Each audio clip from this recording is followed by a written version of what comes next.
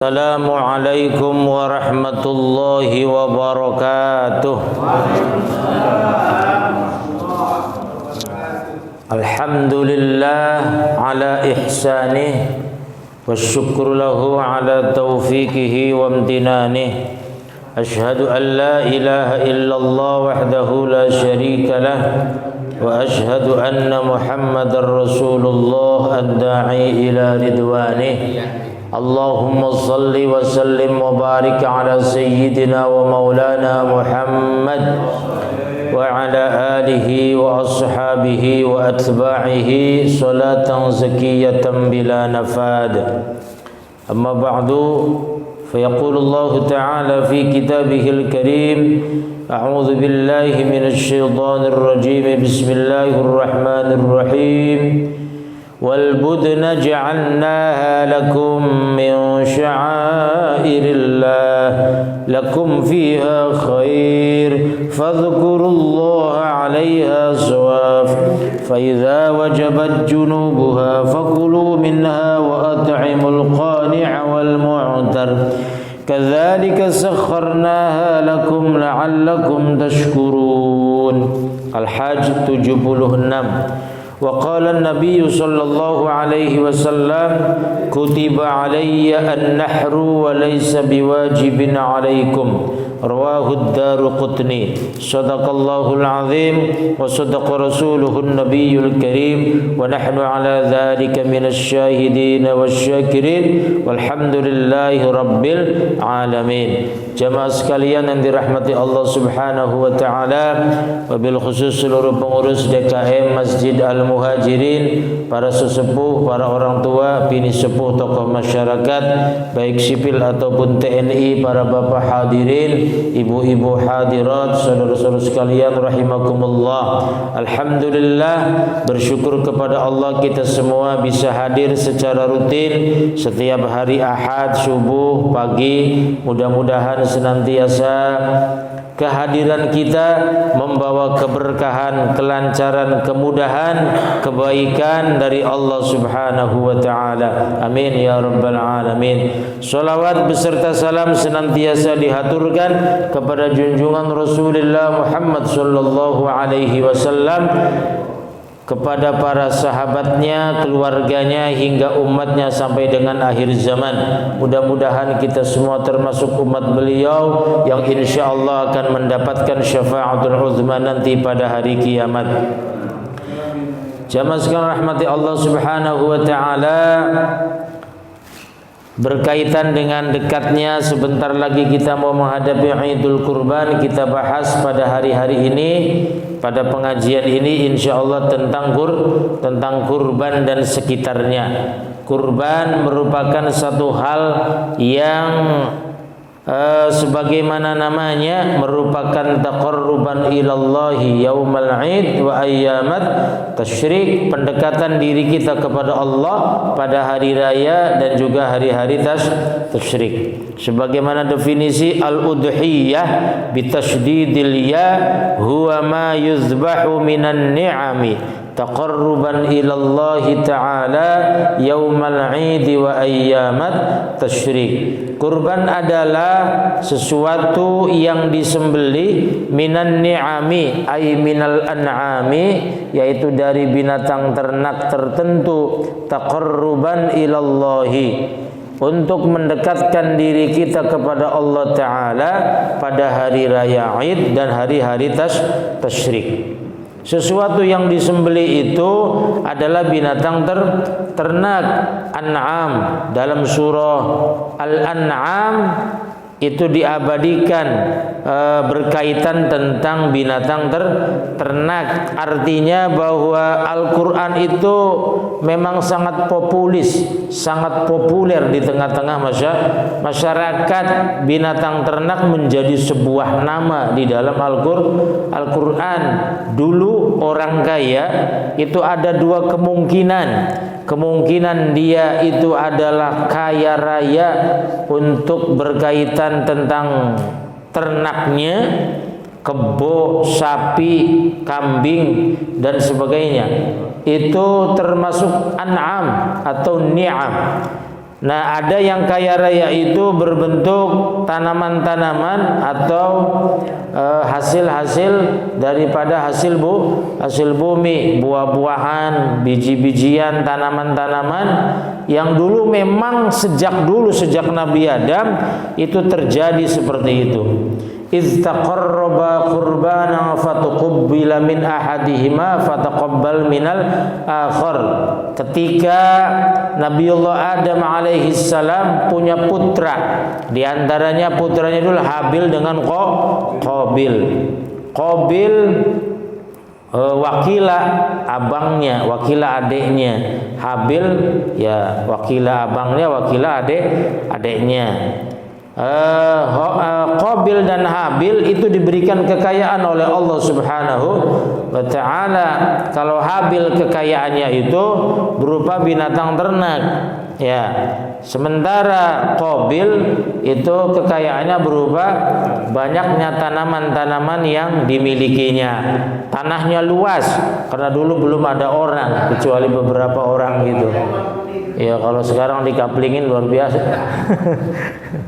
Itu tanahnya luas dan dia memiliki kekayaan yang sangat banyak berupa tanaman-tanaman, buah-buahan, sayur-sayuran dan sebagainya. Kemudian pada satu saat ketika sudah panen, pada saat ternak juga sudah mulai memiliki hasil gitu, mereka diminta oleh Allah untuk dizakatkan, untuk dikurbankan, untuk diminta sebagian rizkinya begitu. Sementara Qabil itu memberikan tanaman-tanamannya, hasil buminya yang buruk-buruk, yang jelek begitu. Sementara Habil sebaliknya, beliau ngasih sapi gede besar, ngasih unta gede besar, kambing gede besar dan sebagainya. Begitu, yang bagus-bagus diberikan, dipersembahkan kepada Allah Subhanahu wa ta'ala. Begitu. Lalu kemudian dalam satu riwayat, dalam riwayat Al-Qur'an, fatuqabbala minal akhar, maka diterimalah salah satu dari keduanya.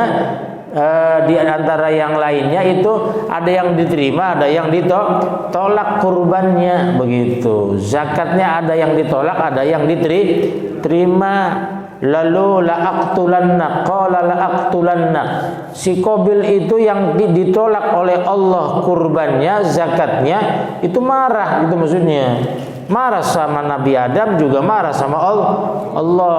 Iya, tapi dengan kemarahan itu karena dia ditolak kurbannya, persembahannya, dia kemudian balas dendamnya kepada orang lain gitu. La'aqtulannak, akan aku bunuh engkau, gitu maksudnya. Karena engkau sudah seakan-akan dalam bahasa kitanya ngojok-ngojok gitu.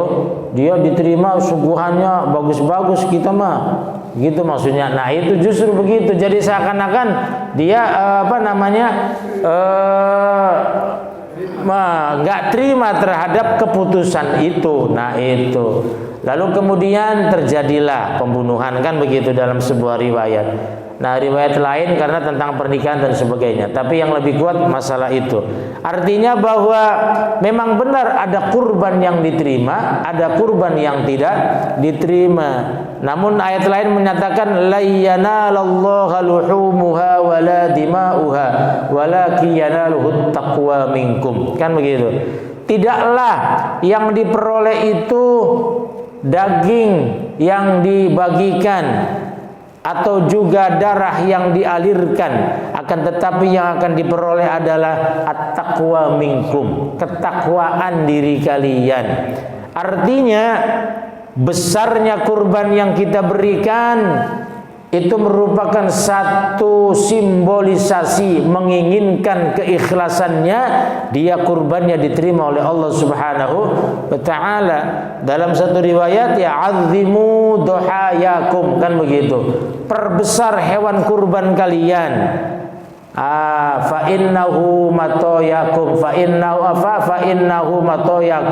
fi siratikal mustaqim. Karena sesungguhnya dia akan menjadi kendaraan pada saat kita menuju siratal mustaqim, menuju surganya Allah Subhanahu wa taala. Kalau kecil kan jadi enggak kuat nantinya begitu. Ibaratnya perjalanan jauh dari sini ke Surabaya, motornya motor doyok kan gitu maksudnya. Nah, jadi kan iya, banyak servisan di jalan-jalan nggak nyampe-nyampe gitu, lama. Tapi kalau misalnya kurbannya besar gitu, ya kemungkinannya logika kita gitu maksudnya, logika kita kendaraannya bagus baru beli kan gitu maksudnya, walaupun kecil motor Beat ya cepet nyampenya kan begitu. Lancar. Nah itu ya, artinya dalam hal ini kita perlu memperbesar kurban kita. Nah dicontohkan dalam Al-Quran juga tadi, wal budna ja'alnaha lakum min sya'airillah, dan dari unta budan ja'alnaha, telah kami jadikan ia unta budan, lakum bagi kalian, min sya'airillah, sebagian daripada syiar agama Allah. Artinya unta budan itu dalam sebuah riwayat unta yang sangat besar gitu maksudnya. Unta yang sangat besar. Jadi memang dianjurkan kurban itu yang besar, unta yang besar, sapi yang besar. Itu kalau ada duitnya kan gitu. Jangan kemudian kita nggak bisa yang besar, yang kecil juga nggak bisa, jangan begitu. Kalau misalnya yang besar nggak bisa, ya yang kecil nggak apa-apa. Artinya biqadri thaqah, sesuai dengan kemampuan kita masing-masing. Apabila kemungkinannya, gitu maksudnya, urunan 3 juta itu memungkinkan, ya silakan kan begitu. Ini yang 4 juta yang mahalan, ya silakan kan begitu. Itu lebih baik gitu maksudnya. Jadi istilahnya sesuai dengan kemampuan kita masing-masing begitu. Jangan dipaksakan. Artinya ini sesuai dengan kemampuan kita. Apalagi inilah hal yang sunnah. Yang wajib saja itu sesuai dengan keadaan dan kemampuan kita. Sholat kita memang dianjurkan sesempurna mungkin, kan begitu. Sesempurna mungkin syarat rukunnya harus dipenuhi. Tapi kemudian salah satu rukun sholat adalah al-qiyam indal qudrah, berdiri ketika jika mampu. Jika kita tidak mampu, maka boleh sambil duduk. Jangan tinggalkan jamaah. Kadang kita malu berjamaahnya sambil duduk, ya nggak apa-apa, orang kita bisanya duduk. Nah itu, bila perlu diantar keluarganya, digendong sama anaknya untuk ke masjid bareng-bareng. Kadang kita kan dikasih sakit puyeng sedikit saja tidak mau ke masjid. Nah ini artinya kita upayakan bersama-sama bahwa ibadah itu memang biqadri taqah, sesuai dengan kemampuan kita masing-masing. Akan tetapi kita harus berusaha maksimal untuk menyempurnakannya. Namun ingat, kurban ini sekali lagi min sya'airillah. Tujuannya adalah mensyiarkan agama Allah. Jadi harus lillahi ta'ala. Maka dalam sebuah riwayat, ketika setelah kurban, orang yang kurban disunnahkan ketika sudah dipotong dia berwudu lalu kemudian masuk ke rumah. Bila perlu ketika menyaksikan motong kurban dalam keadaan berwudu, lalu kemudian dia sholat sunnah 2 rakaat. Setelah selesai rakaat pertama qul ya ayyuhal kafirun, rakaat kedua qul huwallahu ahad. Enggak usah lama-lama karena kira-kira bisa ikut membantu nguliti dan sebagainya kan begitu. Lalu berdoa, inna sholati, setelah salam, inna sholati wa nusuki wa mahyaya wa mamati lillahi rabbil alamin la syarika lahu wa bidzalika umirtu wa ana minal muslimin, atau wa ana awwalul muslimin, dan seterusnya.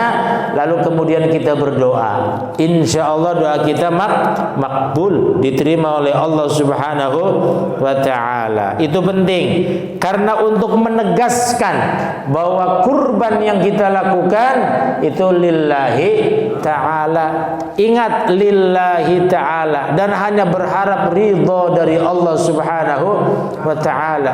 Bukan untuk gaya-gayaan, bukan untuk merendahkan orang lain, bukan untuk bangga-banggaan diri, tapi dalam rangka merendahkan diri kita di hadapan Allah subhanahu wa ta'ala. Maka dalam doanya kan gitu, doa kurban itu, Allahumma inna hadza minka wa ilaika fataqabbal minni hadhihi ni'matu wa atiyatun minka. Ya Allah, ini darimu dan untukmu atau karenamu, maka terimalah dariku, kurban dariku. Ini adalah nikmat dan pemberian darimu, saqatha yang aku alirkan, wa taqarrubtu biha ilaika, dan aku bertujuan untuk mendekatkan diriku kepadamu. Jadi artinya ini benar-benar harus penegasannya bahwa kurban adalah lillahi ta'ala. Kita berkali-kali kurban, kalau belum lillahi ta'ala, ya mending daripada tidak pernah kurban. Saya kalau mau mengatakan kan salah juga kan. Orang itu hati orang nggak tahu kan gitu maksudnya.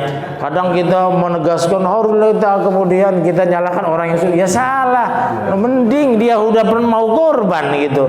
Walaupun dipaksa dia mau kurban. Cuma kita itu memang belajar begitu.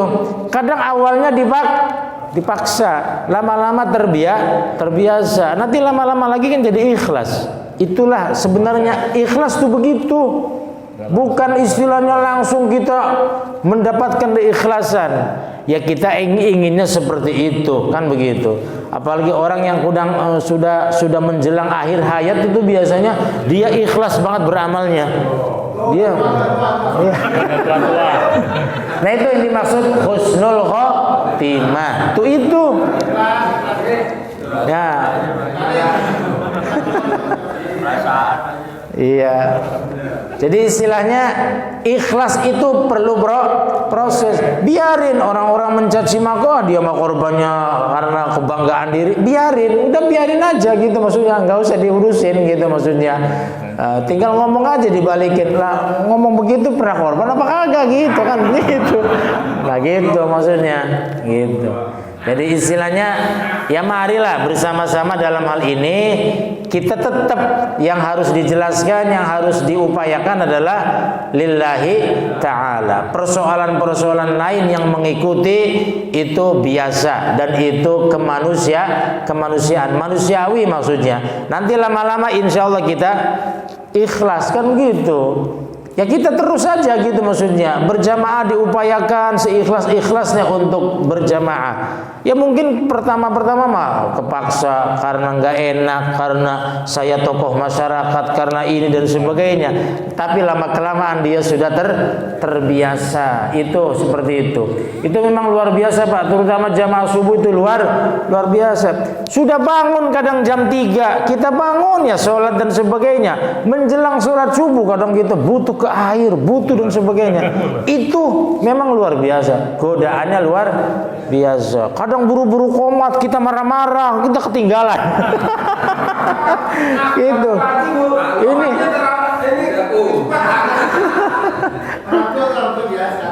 itu begitu Pak. Itu terus nanti lama-kelamaan juga ya bisa terbiasa begitu. Makanya ya kita teruslah. Ini yang dimaksud istiqomah tuh. Itu. Jadi istiqomah itu berusaha untuk terus-menerus sepanjang hayat, sepanjang hidup untuk melakukan kebaikan, untuk melakukan amal yang baik. Ini kurban itu termasuk amal tahunan. Amal tahunan berlaku insyaallah sekitar 4 hari, yaitu hari raya tanggal 10, tanggal 11, tanggal 12, tanggal 13.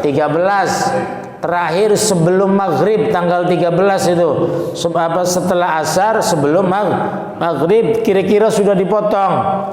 Itu masih termasuk sunnah, walaupun memang yang terbaik adalah tanggal 10-nya, hari rayanya setelah melaksanakan sholat Id begitu. Setelah melaksanakan sholat Id, jumhurul ulama berpendapat setelah melaksanakan sholat Id. Apabila dia terburu-buru misalnya khawatir terjadi kematian sama binatang, itu maksudnya dia sudah dibeli tapi misalnya luka atau jatuh ketika dari mobil gitu, maksudnya lemes dan sebagainya, ya untuk menolong boleh, untuk disembelih. Cuma ada dua kemungkinan, apabila memang sudah diniati dan tidak ada hewan lain maka dia bisa kurban. Tapi apabila ada hewan lain dan tidak diniati untuk berkurban, ya termasuk sembelihan biasa, bukan hewan kurban ya. Artinya dalam hal ini ya kita penting untuk diniatkan ketika membeli hewan kurban, ini diniatkan untuk kurban. Memang benar kurban itu harus yang bagus, harus yang sehat, harus yang besar, harus yang tidak buta, tidak boleh cacat dan sebagainya.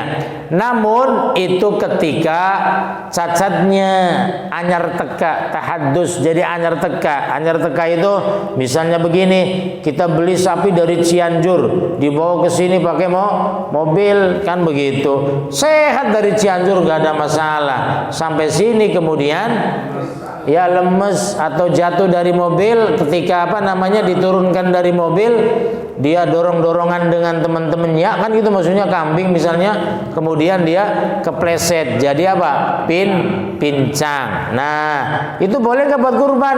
Boleh gitu. Sekali lagi boleh. Ya, kalau misalnya nggak ada yang mau, ya kirim ke rumah saya nggak apa-apa, nanti saya potong. Ya, biasanya itu agak murah itu. Yang kayak begituan agak murah karena pincang. Ya, dan kita pembeli biasanya nggak percaya ini pincangnya dari kecil apa enggak. Kalau dari kecil memang nggak boleh dalam fikih gitu maksudnya. Kalau pincangnya dari kecil itu tidak boleh. Tapi kalau pincangnya cacatnya itu 3 hari sebelum hari raya, karena misalnya tadi dibawa dari tempat yang jauh, jatuh, nah ini misalnya, atau sehingga terjadi pincang, ya itu namanya tahadud, jadi anyar teka. Setelah sehat dia kemudian terjadi seperti itu, yang nggak apa-apa gitu. Atau misalnya matanya tertusuk gitu tiba-tiba, nah tertusuk sehingga menjadi luka dan tidak bisa ngelihat, boleh nggak buat kurban? Boleh gitu maksudnya gitu. Ya kalau misalnya lukanya sudah lama misalnya gitu, sudah 2 tahun yang lalu gitu maksudnya, berarti dari kecil itu gitu maksudnya gitu. Nah kalau luka yang dari tahun yang lalu kan kemungkinannya ciri-cirinya juga kambing atau hewan kurban itu kecil. Karena apa? Karena dia kan nggak bisa ngelihat makannya. Atau misalnya ketika pincang lari-lari untuk mengejar makanan, dia kemungkinannya lemah, makanya ya kurus gitu maksudnya. Itu sebabnya sih menimbulkan kekurusan yang terjadi, ya itu gitu maksudnya, karena pincang, karena buta matanya dua-duanya, karena misalnya penyakitan sejak kecil. Nah ini yang tidak boleh. Kalau misalnya terjadi luka, pincang, cacat itu setelah kemudian dia dibawa ke tempat hewan kurban, itu tidak ada masalah. Tidak ada masalah. Itu ada banyak ulama yang menyatakan itu karena lukanya atau cacatnya karena apa? Karena sesuatu yang datang tiba-tiba, bukan sesuatu yang asal daripada binatang itu. Maka diperbolehkan gitu maksudnya. Itu. Jadi udhiyah itu sunnah dan tujuannya min sya'airillah. Lakum fiha khair, bagi kalian di dalamnya terdapat kebaikan. Fadhkurullaha fiha shawaf, fadhkurullaha 'alaiha shawaf. Maka berzikirlah kepada Allah 'alaiha, atas nama atas kurban ini, shawafun sebagai ciri-cirinya. Artinya bahwa ketika menyembelih hewan kurban harus menyebut nama Allah. Bismillahi Allahu Akbar. Kalau mengucapkan Bismillahirrahmanirrahim lengkap itu sunnah. Tapi kalau Bismillahi Allahu Akbar itu wajib, karena itu menyebut nama Allah. Jadi yang wajib itu menyebut nama Allahnya supaya halal, gitu maksudnya, binatangnya halal. Nah, begitu. Tapi menyebut Bismillah tasmiyah secara lengkap, basmalah secara lengkap, Bismillahirrahmanirrahim itu sunnah. Yang sunnah lain itu diantaranya juga membaca sholawat. Nah, kemudian berdoa tadi, Allahumma hadza minka wa ilaika fataqabbal min siapa, begitu, min kurbani haji tabiin bin siapa. Nah, itu ditulis, nggak apa-apa disebut, apalagi yang menyembelih orang lain, bukan yang menyembelih dirinya sendiri, kecuali Pak Haji Tabiin menyembelih sendiri gitu kambingnya. Nah, itu boleh, fataqabbal minni gitu, maka terimalah dariku, kan begitu. Nah, itu disebutkan begitu ya. Nah, itu penting karena ya tadi untuk menjelaskan bahwa ini adalah dari siapa dan sebagainya. Ini supaya kurbannya mudah-mudahan diterima, kan salah satunya. Dan hikmahnya membaca sholawat ketika menyembelih itu katanya dagingnya lebih enak, wangi. Iya. Apalagi dagingnya dibagi-bagi gitu, enak banget. Iya. Nah, dalil Al-Quran yang lain adalah fasholli li rabbika wanhar, inna a'tayna kal kautsar fasholli li rabbika wanhar. Sesungguhnya kami telah memberikan nikmat kepadamu yang sangat banyak, al-kautsar, wakila adalah telaga Kautsar, wakila adalah nikmat yang sangat banyak. Al-Kautsar disebutkan sifatnya sifatnya, tapi nikmatnya tidak disebutkan. Ini menunjukkan bahwa kalimat ini bahwa Allah tuh memberikan nikmat kepada kita tuh sangat banyak.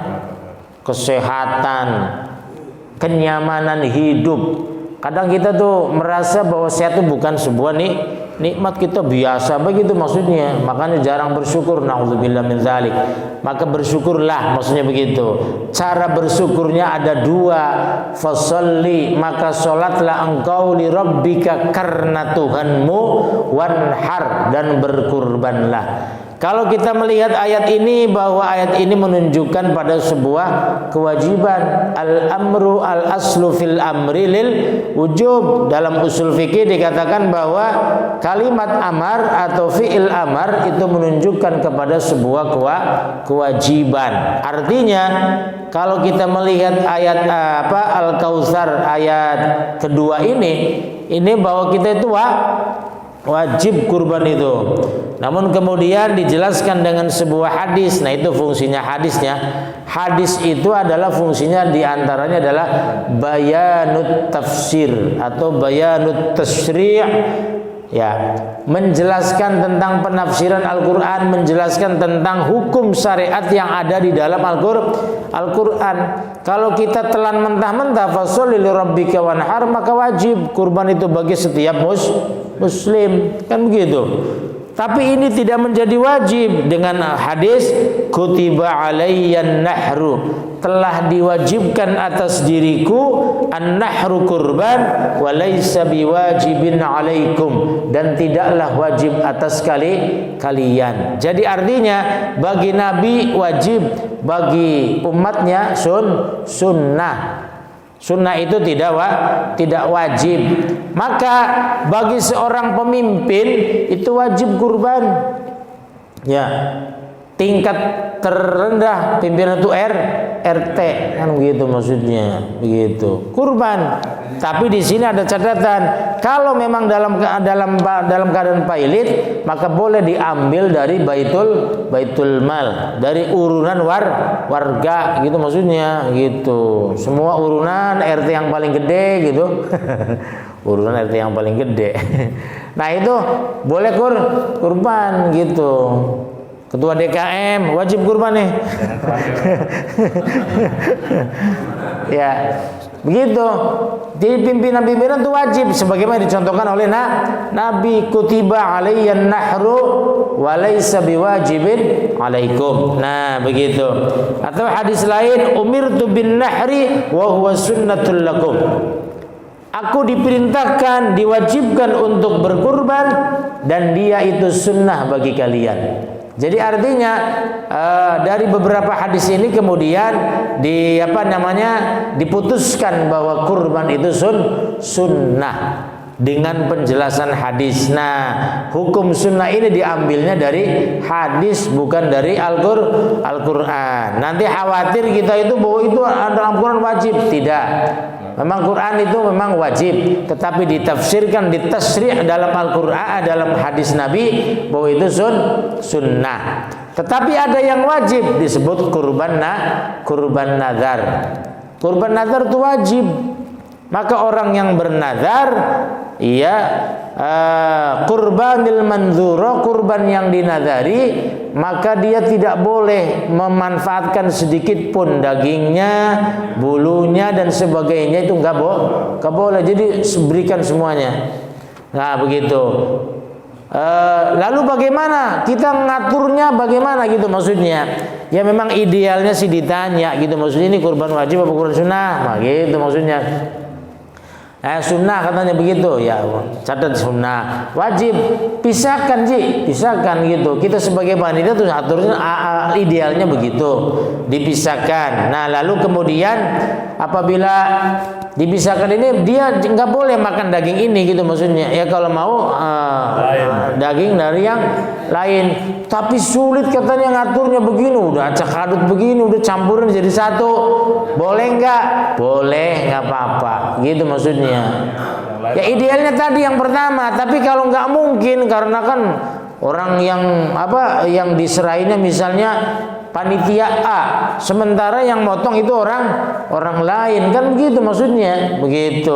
Nah ini repot ketika distribusi ini, gimana ini? Punya siapa dan sebagainya. Udahlah nggak apa-apa, gitu maksudnya. Itu karena kesulitan. Yang penting ketika motong dia sudah menyatakan bahwa itu kurban nazar atau kurban wajib. Nah itu ya, itu artinya bahwa memang asal hukum itu menyembelih hewan kurban itu adalah dibebankan kepada orang yang kurban, kan begitu.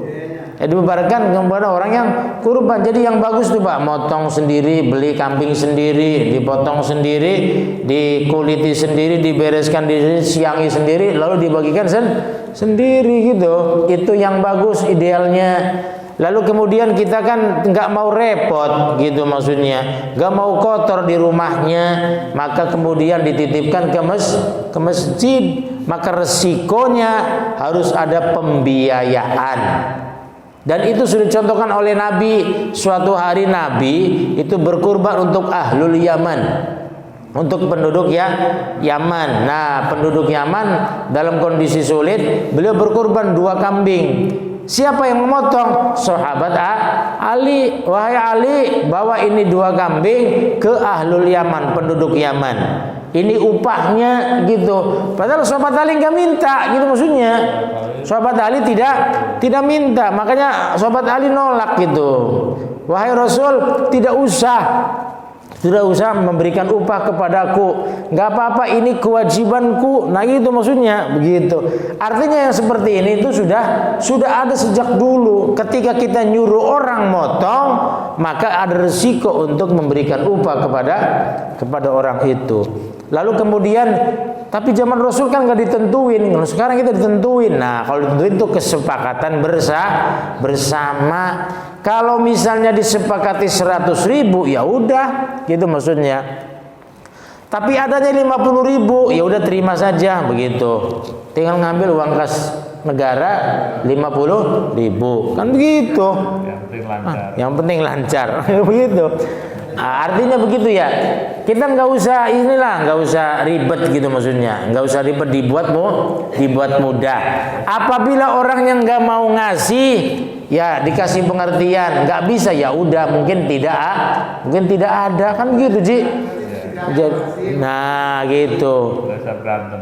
Iya, nggak usah berantem, tinggal minta aja Pak Jiriadi ada yang motong, belum ada yang ngasih. Nah itu tinggal minta. Kan begitu, nggak usah ribut gitu maksudnya. Ya, jadi semalam katanya ada yang ada yang belum bayar, ada yang sudah bayar dan sebagainya. Nah itu apabila dikasih pengertian misalnya tidak bisa, ya sudah kita nggak usah ngotot-ngotot. Yang penting dia mau kurban. Mau kurban itu sebuah perjuangan luar biasa bagi dirinya, kan bisa jadi kan begitu. Artinya dia uang segitu-gitunya tapi pengen kurban, kan kadang begitu. Ya udah nggak apa kita ikhlaskan. Maka orang yang mengurusi tentang kurban itu diniatnya ibadah. Makanya tadi kan kalimatnya Al-Qur'an, wal budna ja'alnaha lakum min sya'airillah. Jadi kalimatnya kalimat jamak, sya'airillah. Beberapa syiar Allah, agama Allah disiarkan. Itu jadi orang yang mengikuti, menghadiri, ikut motong, ikut membagikan, semuanya adalah rentetan ibadah, syiar agama Allah. Gimana sih? Itu dulu. Apa lagi? Kalau kurban tiada lagi. Uang warisan, terusan kita uangnya dibuat-buatan. Uang warisan. Ya warisan kan punya kita sih. Boleh. Mau buat kurban, mau buat kawin lagi boleh. Boleh uang warisan untuk kurban, harta bendanya boleh gitu. Ya. Tapi istilahnya begini, punya dirinya, bukan punya kakaknya atau punya adeknya. Punya adeknya warisannya diambil buat kurban katanya alasannya. Buat dirinya nggak mau buat kurban, ya nggak boleh. Itu hak orang lain namanya. Itu makan harta waris namanya begitu. Jadi memang ya diupayakan bahwa ini sebaik-baiknya, bahwa kurban itu amalan ibadah yang sunnah, maka dia diambil dari harta benda yang baik kan begitu.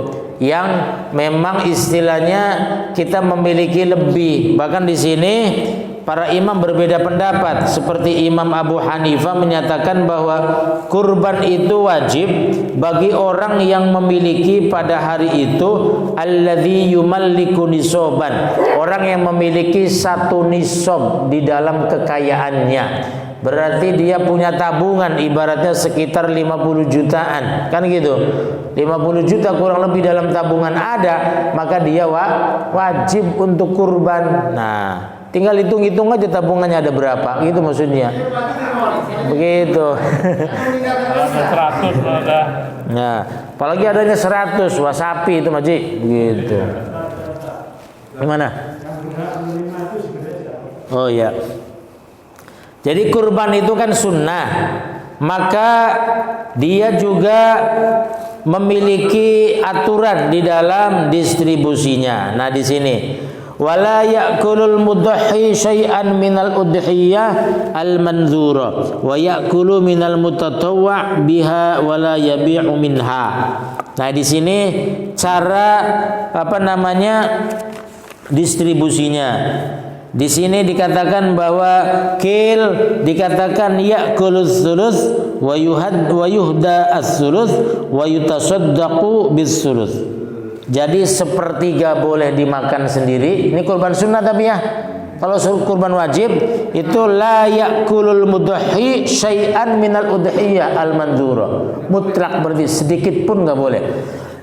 Bila kurban yang dinadari. Kalau kurban sunnah sepertiga untuk dirinya boleh yang kurban, sepertiga dihadiahkan, sepertiga disodakohkan. Nah, disodakohkan untuk siapa? Ya untuk fakir miskin. Fakir miskin misalnya nggak ada, ya udah dihadiahkan. Bahkan ada pendapat lain setengah-setengah, setengah diberikan, setengah dimakan begitu. Ya, kalau setengah dimakan habis katanya begitu. Ya emang hukumnya begitu.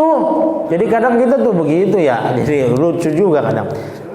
Makanya kalau bisa Ya, itu idealnya, bagusnya ya. Maksudnya kalau kita sepelit-pelitnya kita, maksudnya sepertiga dimakan, sepertiga dihadiahkan, sepertiga disedekahkan, sepelit-pelitnya kita, begitu.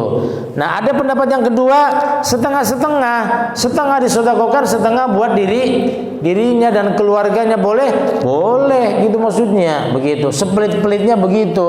Tapi kita kan memang di kita sudah yang terbaik. Saya yakin sudah yang terbaik. Saya husnudzon kepada jamaah dan umat Islam, kita yang terbaik. Bukti yang terbaik itu kadang kita dikasih nggak mau. Kita dapat masuk satu kambing, kita dikasih cuma satu kresek. Satu kresek kan paling berapa? Sekilo paling lah banyak-banyaknya, ya kan? Kadang setengah kilo. Kita nggak marah, gitu maksudnya. Itu sudah baik banget itu. Sudah mantep banget maksudnya begitu. Kalau aturan sih kan sepertiga ini. Pelit-pelitnya ya sepertiga, setengah kan gitu. Ini mah enggak. Kadang kita dikasih cuma kepalanya doang kan maksudnya. Ya udah, aman gitu maksudnya. Gitu. Itu saya yakin dan saya yakin ahli surga semuanya. Amin ya rabbal alamin. Jadi kita udah husnudzon saja. Mereka itu sudah luar biasa. Kita umat Islam sudah luar biasa. Kadang kurban sapi, dia sendirian sapi misalnya gitu kan, 21 juta misalnya minimal gitu. Kalau harga per orangnya 3 juta, dia misalnya sapi tapi dia cuma dapatnya kadang sekilo 2 kilo gitu kan. Padahal kalau dia ngambil sepertiga itu boleh, itu maksudnya. Satu sampilnya diambil, kemudian sama dagingnya, sama kepalanya habis. Itu boleh gitu maksudnya. Yang seperti itu boleh. Itu yang kurban sunnah. Tapi kita sudah baik, kadang nggak dikasih apa-apa, cuma makan bareng saja di masjid, udah selesai. Itu luar biasa itu. Karena saya jujur acungi jempol. Di kita sudah tradisinya baik di dalam distribusi itu. Nah, lalu kemudian memang yang baik itu adalah kita hidup di mana, maka kurbannya di situ. Karena memang kita itu ibaratnya untuk sosialisasi kepada masyarakat sekitar. Jadi diupayakan kalau misalnya di masjid ini ya sekitar masjid kita dulu dipenuhin gitu maksudnya, dibagi. Kecuali kita sudah menolak, sudah banyak gitu maksudnya. Iya, sampai 200 ekor sapi misalnya. Udah banyak banget itu maksudnya. Iya. Ya itu udah keluar harus gitu maksudnya. Sudah kebanyakan. Nah, ya kalau kita masih sapi paling gitu banyak-banyaknya 5 ekor gitu, dibagikan satu RW kayaknya ya cukup lah gitu maksudnya, dapat 2 kiloan atau 1 kiloan kan begitu. Artinya kan begitu, Pak. Tidak harus keluar terus gitu maksudnya. Memang perlu untuk mensejahterakan orang-orang sekitar. Logikanya begini, Haji Riyadi kurbannya di sini misalnya, tetangganya misalnya nggak kebagian, kan nggak enak gitu maksudnya. Makanya ya, bila perlu yang kurban itu ditanya, ini mau buat siapa lagi gitu kan, begitu perlu itu. Ini buat ini saya nitip gitu maksudnya begitu. Supaya apa? Supaya kita hidup dengan tetangga enak. Kadang kita kurban tapi tetangga kita sama sekali nggak kebagian bau-baunya acan, kan keterlaluan gitu maksudnya. Nah, dia dibagilah mereka gitu. Karena memang kurban itu adalah untuk kesejahteraan masyarakat. Sepertiga boleh dimakan, sepertiga boleh dihadiahkan. Kalau dihadiahkan itu untuk orang kaya juga boleh, Ji. Jadi boleh, kan hadiah namanya. Hadiah itu bukan sedekah, sepertiga disedekahkan. Tapi kita sudah baiknya luar biasa, diratakan disedekahkan semua. Kadang kita cuma nerima sekilo 2 kilo. Begitu. Itu pun banyak campurannya itu majroan kadang. Iya. Kalau saya ngelihat itu memang di kita agak rakus ya. Ya mohon maaf nih. Kadang jeruan-jeruannya dicuci, kreatif banget, Pak. Kalau di Arab Saudi itu saya waktu 2018 itu berangkat, saya perhatikan dipotong di sana. Itu yang diambil dagingnya doang, Pak. Kepala itu nggak laku tuh, kepala dengkil nggak laku di kita mah luar biasa itu. Dibakar sampai dikerikin, dipakai las itu apa, dibakarnya itu. Iya. Di sana itu Rasul Ghanam, kepala kambing itu murahnya luar biasa gitu. Murah. Ceritanya Rasul Ghanam kalau kita mau ngurusin sendiri udah kita dapat banyak gitu. Iya. Yang namanya jeroan itu dibuang itu di kali, di laut buat makan ikan. Gitu. Kalau kita kan dimakan itu di luar biasa itu direndam pakai air panas lalu dikulit kan dalamnya gitu. Karena itu bekas kotorannya kan nempel itu. Itu ya utusnya masih warna-warna kuning tapi kita makan kan katanya paling enak kan gitu. Makanya sumber penyakit itu di situ. Kalau lahmunnya dalam sebuah riwayat itu dalam sebuah kitab itu lahmun itu daging, itu murni daging yang mengandung serat dan sebagainya. Itu memang bagus buat kesehatan. Itu bagus buat hormon. Itu orang zaman dulu, orang zaman Arab zaman dulu katanya wallahu a'lam, itu kan kebiasaan yang namanya di sana itu kalau dingin itu pori-pori sampai keluar pori-pori dari darah dari pori-porinya saking dinginnya gitu maksudnya, dinginnya luar biasa. Dan untuk menghangatkannya itu arak putih dari Cina itu dengan sekerat daging kambing. Jadi sekerat daging kambing mentah dagingnya doang mentah dimakan.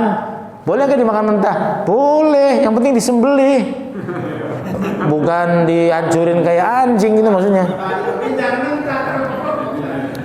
Kayak namanya sate kan setengah matang itu. Kalau kita mau tuh boleh sebenarnya daging tuh dagingnya doang itu. Telan gitu maksudnya. Itu bagus gitu. Mentah. Dulu kan pernah ada datang di sini itu mungkin teman-teman juga tahu yang dari Pakistan itu. Kita rumah di sini itu 2 tahun ini saya selalu ngirim sapi ke sana. Oh iya. Di sini juga kurban. Sekampung juga kurban. Kata Ustaz tadi kan di sini dulu gitu kan. Iya. Tapi di kampung kan juga perlu kalau lagi Pakistan kan rumah membantu. Iya benar. Ya artinya begini, bahwa apabila di sini kurban yang nggak ada masalah kan selesai. Cuma misalnya bagaimana kalau kita kurbannya di sana aja, ya nggak apa-apa juga. Ini bagusnya. Di sana sangat-sangat membutuhkan. Di sini logika kita berbicara misalnya, wah di sini mah udah biasa makan daging itu maksudnya. Ya udah nggak apa-apa kan begitu. Jadi istilahnya begini sih, dimungkinkan kemungkinannya di sini nggak ada yang kurban, ya kita wajib kurban, gitu maksudnya, gitu supaya sama-sama makan daging.